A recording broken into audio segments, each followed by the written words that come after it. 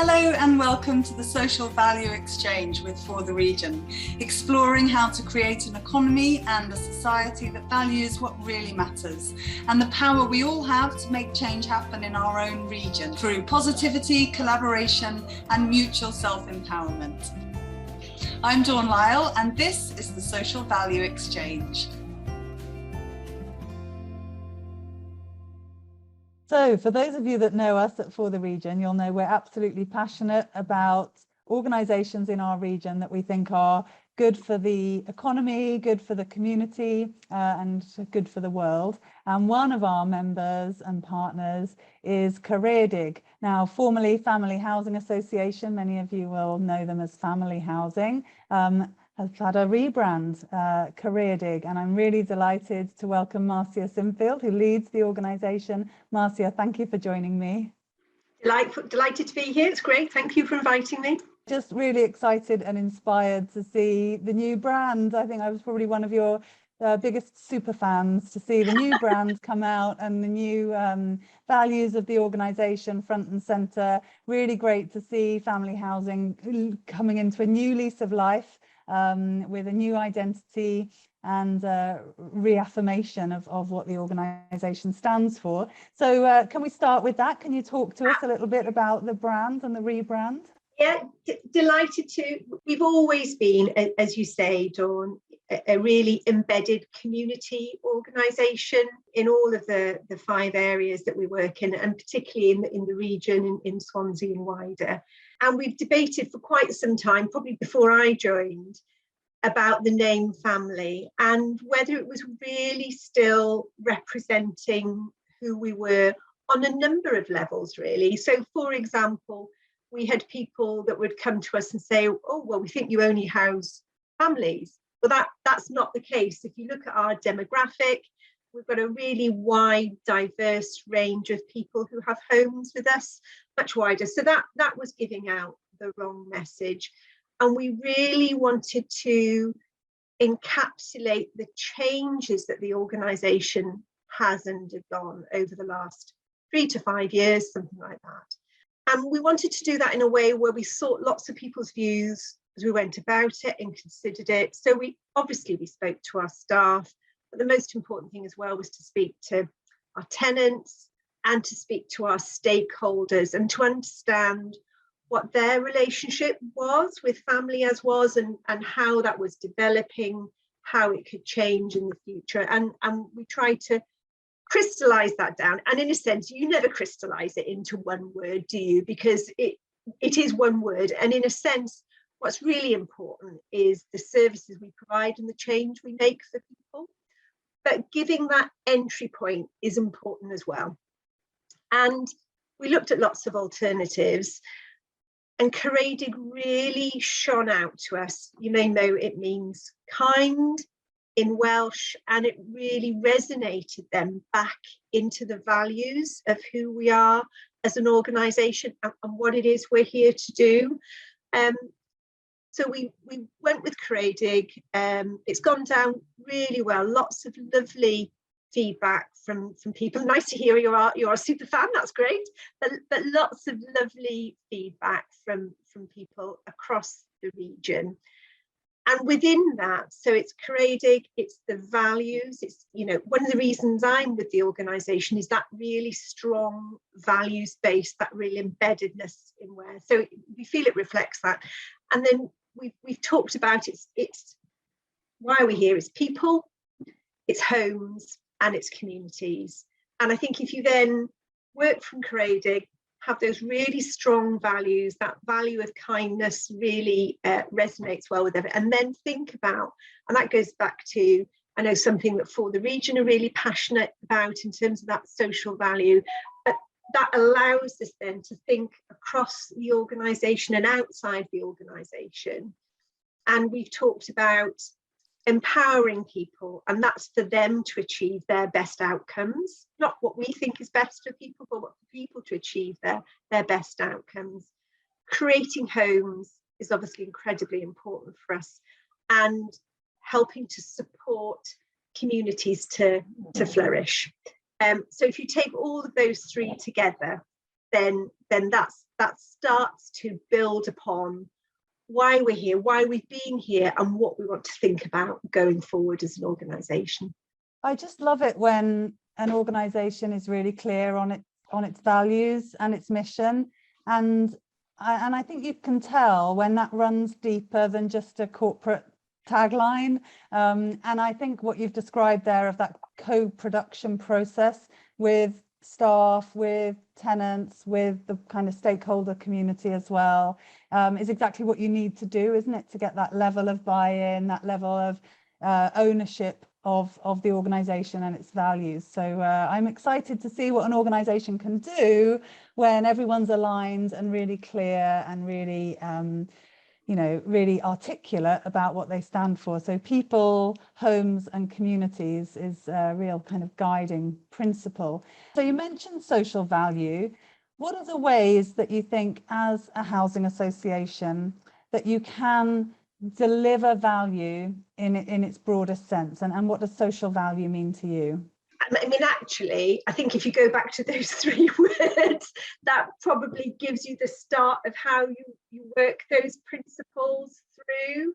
Being a social landlord, being Caredig, or all the other social landlords that work within the region, there is a very wide call to action about why we're here. And if I break it down and think about people first, we are, and actually are continuing to do a lot of work putting person-centred responses front and centre as an organisation. So we all know, don't we, how organisations can slip into providing systems and process responses for people. And yet we know it, and the pandemic has shown us all a real window into how hard it is for everyone to get along and thrive and achieve great outcomes. And what we recognise and continuing to work on across the organisation are person-centred responses. And I think if you have that front and centre, that allows you then to do perhaps your everyday work of helping people to find homes, helping them to live good lives in their homes, and then the extensions of that. So the projects that we work on with partners within the communities, whether that's sort of helping to sort of build sustainability of local communities, some examples of that I can talk through, but that recognition, and for us particularly, but I think generally wider across society, well-being for staff, well-being for residents is front and centre of organisations that will thrive and do well. And therefore we recognise, so many of us, both the people we work alongside, the people we talk to outside of work, the people that we provide services to, have been through difficult lives and continue to have parts of their life that are more difficult. And we really try and consider trauma-informed approaches to this. So it's person-centred, it's trauma-informed. So if I picked up an example of that, which starts to sort of go into thinking about homes and communities. So we work closely with our partners. Swansea Council is an example of that. We were delighted to be successful with some of the homelessness into housing funding that came out at the beginning of the pandemic, and we were able to turn that around relatively quickly to provide homes to people who would otherwise be at risk of homelessness. Now you can do that in lots of ways, can't you? You know, the way we chose to do it was to identify homes where people had their own front doors, but also co-production, to pick up your point there. So we encourage the people that were going to start this new chapter in their lives to work alongside us when the furnishings were put in, when the kitchens were put in, when the floor coverings were put in. And what you're doing there is creating a sense of place for people to achieve a next stage of their outcomes that they would like to achieve. And we work with a lot of people with low-level mental health conditions, and I think to have a social value approach to how you work through and support people there really helps you to achieve the best outcomes for people. And our conversation as an organisation and with stakeholders, you know, people like yourselves for the region, etc., communities is also increasingly, quite rightly, thinking about sustainability. Sustainability for us as an organisation has to and is moving from a separate stream of a discussion to something that has to go through everything we think about and how we react. And then, you know, sustainability as a word means so many different things to different people, but a significant part of that for us is how we live in our communities and engage with the companies. We are a big provider, a relatively big provider in the area of employment, but also our purchasing power as an organisation as well. So, you know, examples of that. We did our first development against the Welsh Government's high target that they've got. It's called something called EPCA. And effectively, that's making sure that there's a high level of efficiency for energy created in new homes. So we had our first development there with, and again, we've been delighted to be working with local developers. We worked with Castell in that instance to really achieve, therefore, if you go back to those three things, what have we done? Well, we've helped to create homes for people. We've done that within communities, so we've helped to sustain and the thriving communities. We've also done that in a way where we're managing to develop that sustainability piece. So sustainability for the person in the home, sustainability for the region in terms of who we're working with, and sustainability for the planet as well, in terms of trying to make sure that those homes will last as long as they can and are built in a way that supports the planet and helps reduce the impact of climate change. I think it's hard not to have an impact on social value in what you do. Really, really interesting, Marcia. And you're right that the word sustainability means different things to different people. So I was wondering where you were going to go with that. And environmental sustainability, energy efficiency is a massive piece of it. But it's also creating thriving places, isn't it? Yes. Thriving communities that can handle whatever the 21st century is going to throw at us. And obviously for now it's thrown COVID at us, and it's going to throw climate change at us, and who knows what other sort of shocks are in the pipeline. So sustainability in a community is about having those connections, having local businesses embedded within local places, and the resilience that you create by investing in places. And I love that you mentioned well-being. I always think we're really lucky here in Wales to have such a well-articulated understanding of what we mean when we talk about social value. You know, we've got the 7 well-being goals, and they really help us all to understand what we're aiming for when we talk about social value. And it's not just environmental, and it's not just about people feeling happy. It's a whole gamut of things for people being healthier and more prosperous, as well as, you know, personal and community well-being in all its senses. So really, really powerful. And I was thinking as you were talking as well about empowerment. You've used the word kind of empowering people to thrive. And then you were talking about those homeless people at risk of homelessness, you know, working with them. And I thought, well, that's a really empowering journey, isn't it? You know, giving them a sense of dignity and empowerment in moving into a home that's provided for them. So I can see how that whole approach kind of imbues the organisation with a really clear way of working in everything you do.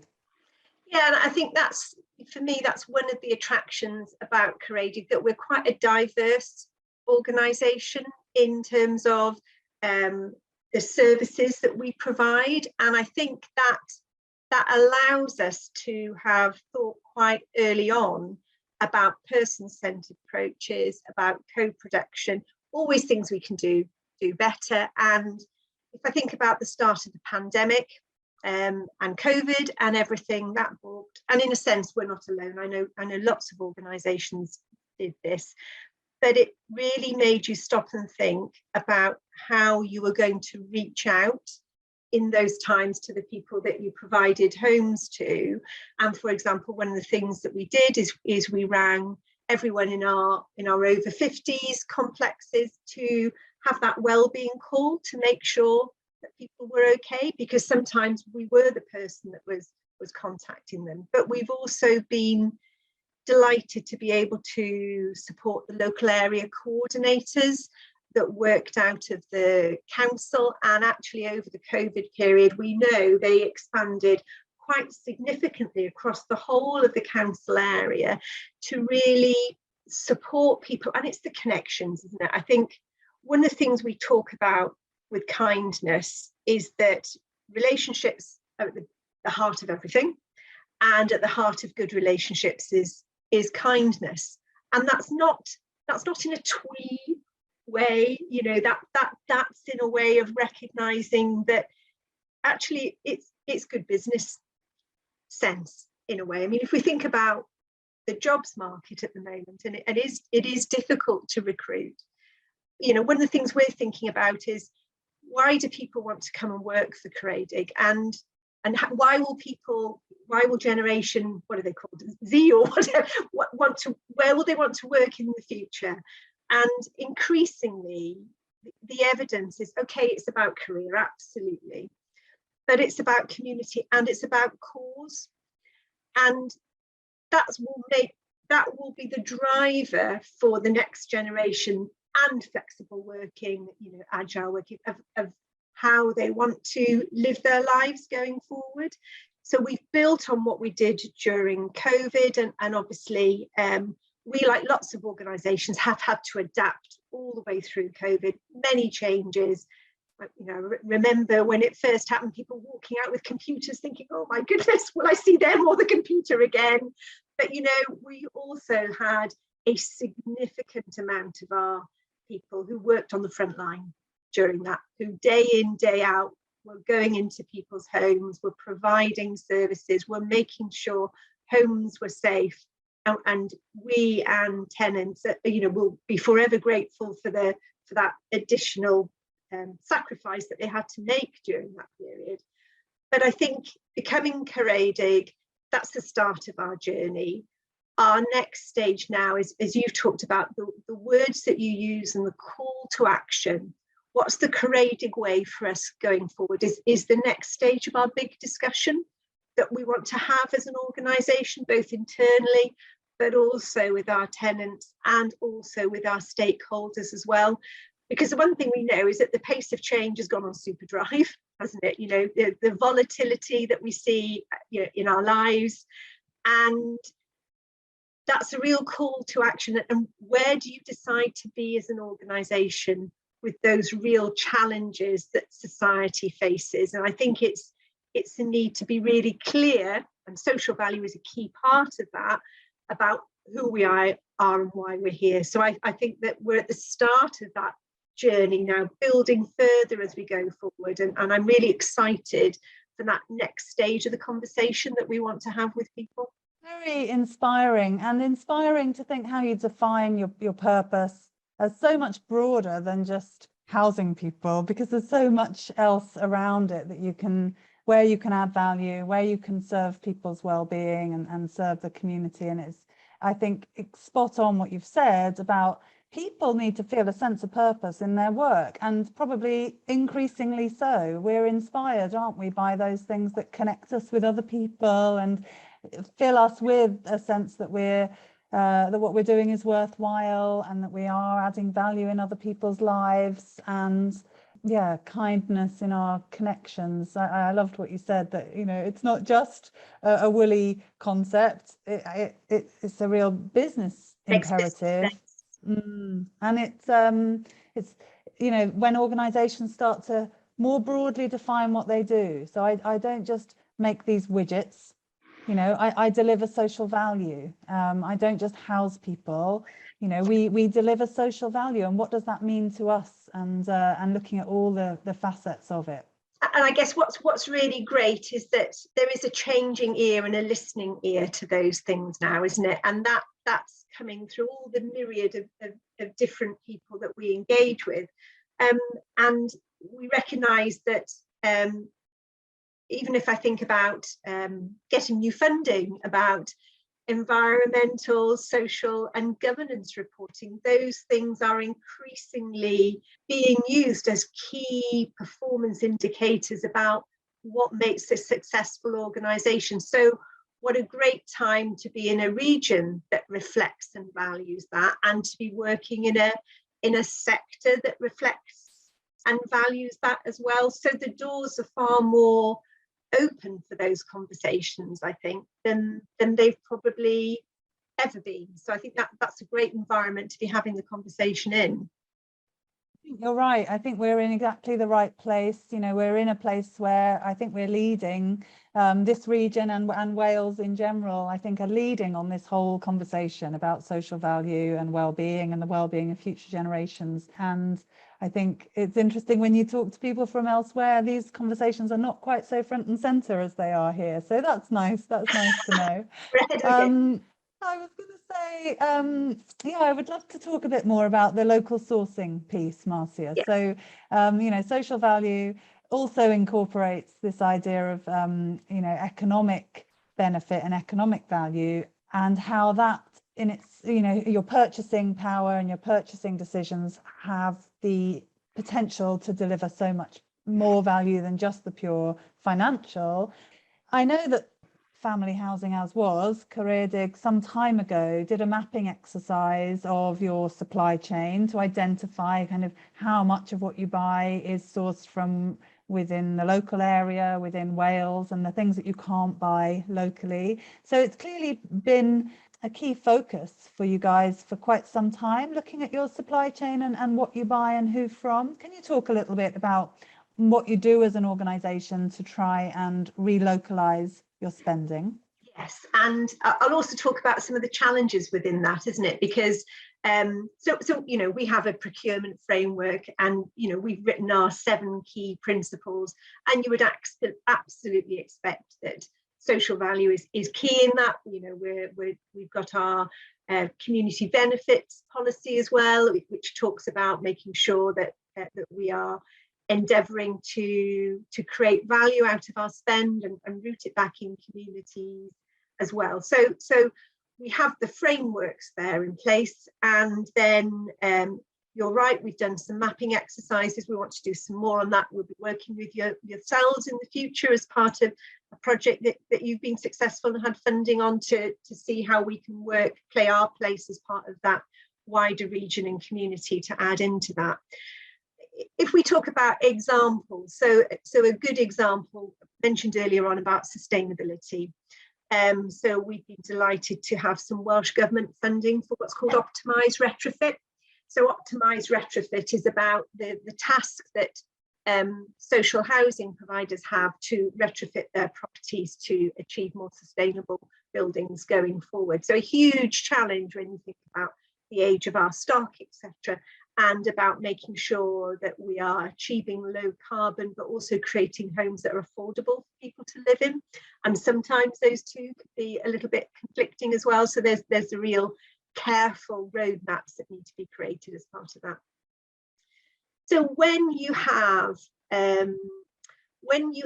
innovation in technology that happens, what can sometimes happen is that the local markets need support to develop the skills and develop the wherewithal to bring those innovative solutions forward, and they are there, but it's about getting everything lined up, isn't it? So it's something that as a sector we're really conscious of, something that Caredig is conscious of. But a particular example would be, we were aware that there was a skill set that was being delivered outside of our region, which we had to bring in initially to start off an element of this project. But then as part of that, we took the company that were doing significant maintenance for us at the time and encouraged them to work with that company to get skilled up so that they could start to carry out an element of that work as well. So I think for me, I think with any change, it needs to be incremental, and it needs to work alongside the maturity of whether that's you as an organisation or you as a sector, or otherwise it's not necessarily going to embed change in a way that is sustainable. So whilst that's a small example, I think it's an example of that mindset that we adopt and we want to increasingly adopt with this thought about sustainability. But I also know there are challenges as well. So one of the great projects that our people have done recently is around homes, not houses. And it's been about for those people that would really struggle with affordability, to support them to get, for example, carpets within their homes. And when we look at that, you think, well, what we would really love is to deal locally with that. We'd really like to deal locally with that and sustainably with that. So we'd really like the sustainable product. And then you have really hard choices, don't you, Dawn? Because then you think, okay, well, that would cost that much over there and that much over there, and I can help this many people or that many people. And it's around keeping the conversation going, because sometimes you have to go with you have to make the right choices at the right time, but be on the roadmap of change, if that makes sense, and be aware where you stepped outside, but always be wanting to go in the right direction. So I think it's just an example of the sorts of things that we're doing in terms of sourcing. We are absolutely committed, wherever we absolutely can, to be using our purchasing power wisely, using it within the area, and making effective choices as we go along. And that's sustainability as well as that foundational economy piece. Yes, really interesting discussion, Marcia, isn't it? And sometimes, we pay more for a local sustainable option, and the affordability of that in certain contexts is challenging. And then you've been talking about, I suppose you're talking about things like solar and air source heat pumps and all those sort of green infrastructure, living walls, all those really kind of innovative technologies and solutions to do with, saving the planet, and have we got the local supply chain for those, and how we can nurture that and encourage that to grow. And it's a long-term effort, that, isn't it? I think what's really great is, as I say, we've been doing our first, what we call EPCA, so our first sort of high sort of sustainability, is that there are some real innovators working within this region that I can think about, that are really think about biophilic, etc., really thinking front and centre about change and how sustainability can feed into change. So I think a lot of this is about having your ears open as an organisation to the conversations that are going on and forming those networks. So again, that's where our stakeholders and the people like yourselves and Regeneration Swansea, etc., are really important to us, because those are how we start to make sure that we're alive to those conversations.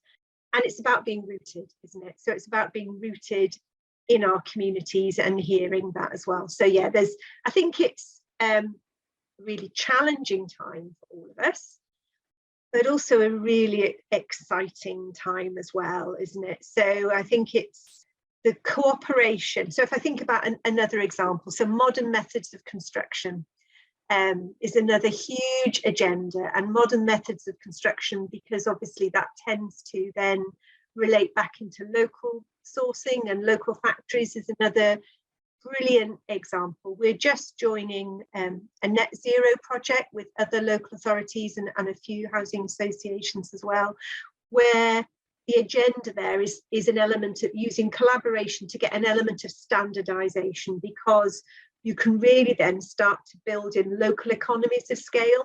Because going back to your point about how sustainable supply chains are, it's like everything, isn't it? There's a stepping point, isn't there? And you've got to get to a certain level. So if Caredig has those conversations in isolation, that's great. But actually, the more it can do from a collaborative point of view to then have those conversations, the more it can achieve together. So it's really important for us that we're around the right tables. So that seems to be a great project. It's Welsh Government supporting it as well. So another, real opportunity of how the conversation is turning, I think, on sustainability from theory to practice. And that's what we need to see happening really. You've used my favourite word there, collaboration, which I think is a key to so much of this. It's about working together. It's our strapline For the Region.